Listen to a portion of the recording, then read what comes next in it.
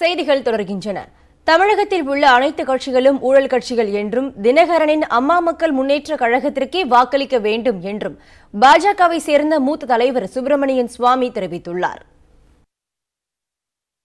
மத்தியில் ஆளும் பாஜக தமிழகத்தில் அதிமுகவுடன் கூட்டணி அமைத்து கன்னியாகுமரி, தூத்துக்குடி உள்ளிட்ட 3 தொகுதிகளில் போட்டியிடுகிறது.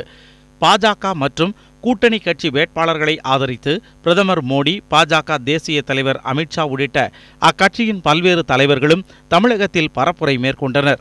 இந்நிலையில் சர்ச்சைகளுக்கு பெயர் பெற்ற பாஜக மூத்த தலைவர் சுப்பிரமணியன் சுவாமி அதிமுகவுடன் பாஜக கூட்டணி வைத்ததில் இருந்தே அது குறித்து கடும் அதிருப்தியை தெரிவித்து வருகிறார்.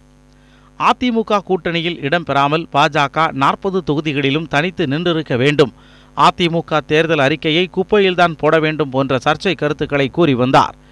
இந்நிலையில் நேற்று ட்விட்டரில் பதிவிட்டுள்ள அவர், தமிழகத்தில் உள்ள அரசியல் நிலைமை குறித்து விராத் இந்துஸ்தான் சங்க நிர்வாகிகளுடன் ஆலோசனை மேற்கொண்டதாகவும், தமிழகத்தில் உள்ள தேசியவாதிகள் தினகரன் தலைமையிலான அம்மா மக்கள் முன்னேற்ற கழகத்திற்கு வாக்களிக்க வேண்டும் என்றும் வேண்டுகோள் விடுத்துள்ளார். ஊழல் விவகாரத்தில் தமிழகத்தில் உள்ள அனைத்து கட்சிகளும் ஒன்றுதான் என விமர்சித்துள்ள சுப்பிரமணியன் சுவாமி, தினகரன் கட்சிக்கு தேசிய உணர்வு உள்ளதாகவும் குறிப்பிட்டுள்ளார்.